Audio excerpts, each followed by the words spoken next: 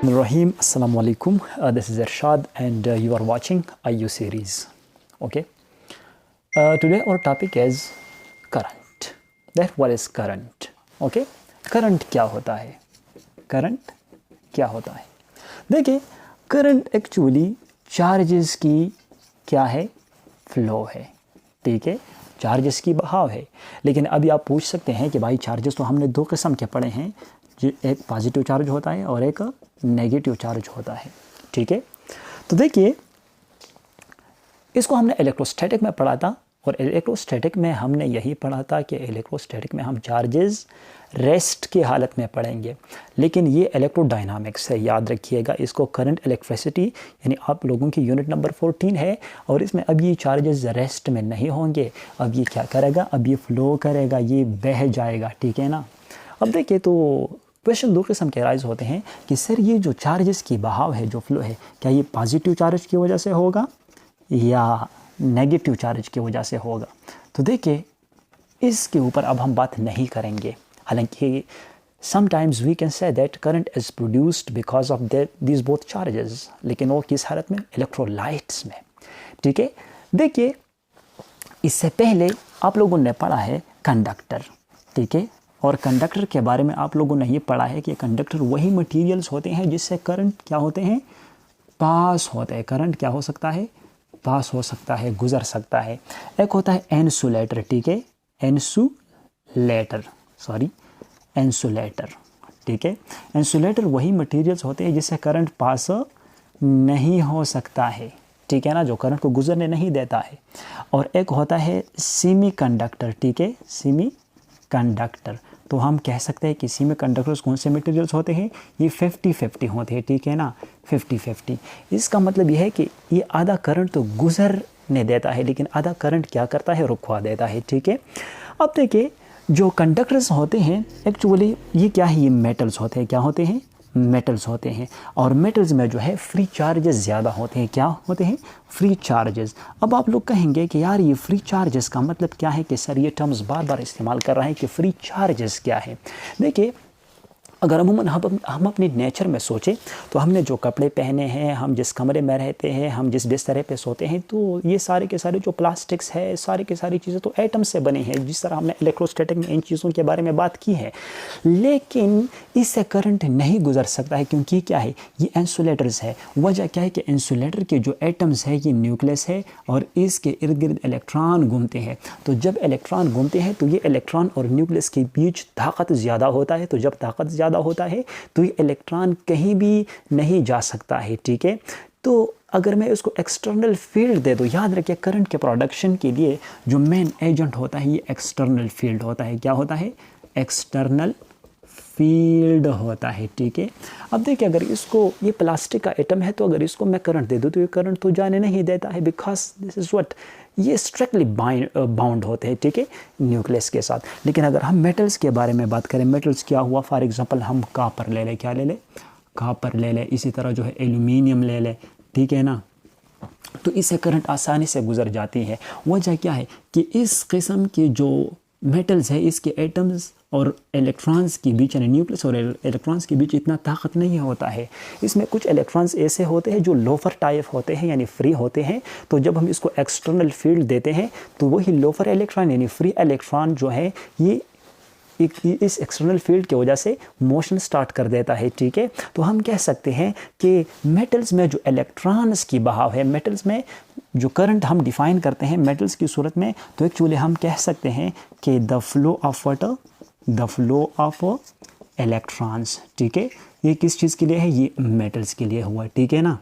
Metals के लिए ये हुआ कि द फ्लो ऑफ इलेक्ट्रॉन्स. तो इलेक्ट्रॉन चार्ज है ना, तो चार्ज की बहाव को क्या कहते हैं? इसको करंट कहते हैं. ठीक है. अब देखिए, इसको मैं अब अलग तरीके से डिफ़ाइन कर रहा हूँ ताकि ये कंसेप्ट आप लोगों को और भी क्लियर हो जाए. ठीक है.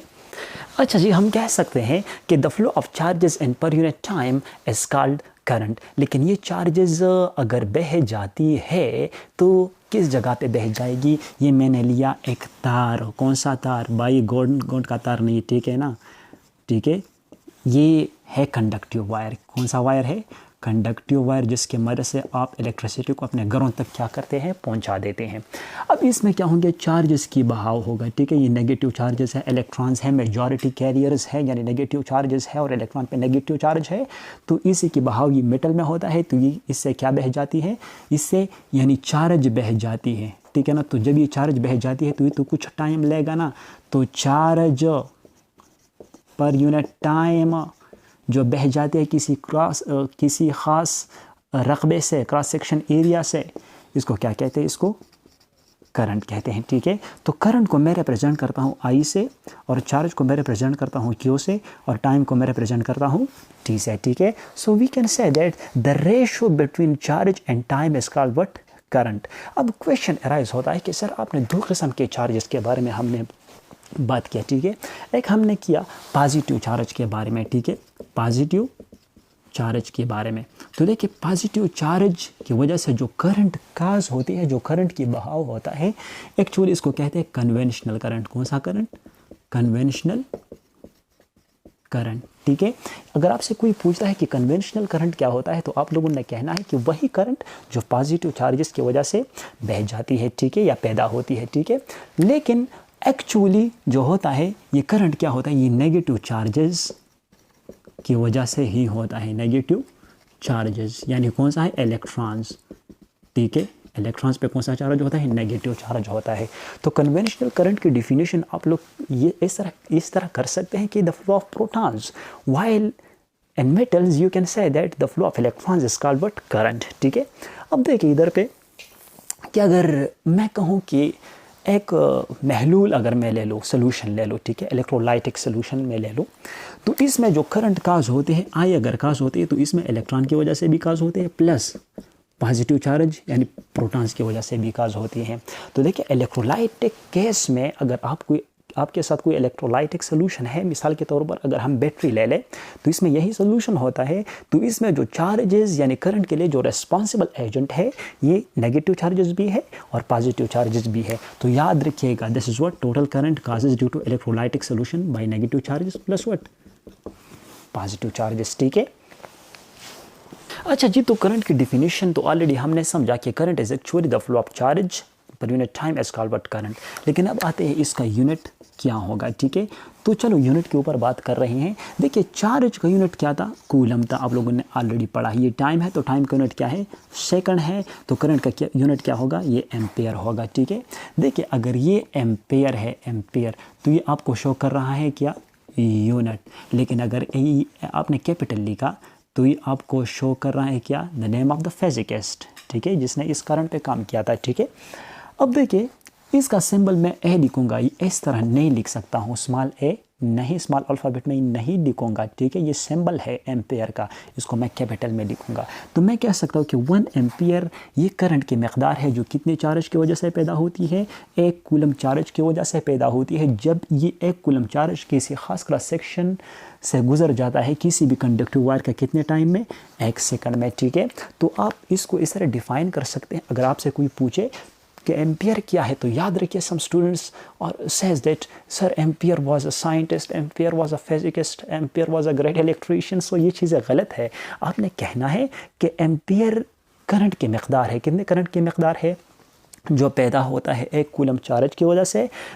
किस तरह, ये 1 कूलम चार्ज की फ़्लो होगी ना, तो अगर फ़्लो होगी तो किसी ख़ास क्रॉस सेक्शन से ये गुजर जाएगा। अगर ये कंडक्टिव वायर है तो इधर से ये चार्ज गुजर जाएगा किसी ख़ास वक्त में, कितने वक्त में, 1 सेकंड में। तो चलो इसका डिफिनेशन भी आप लोगों के लिए मैं लिख देता हूँ, ठीक है।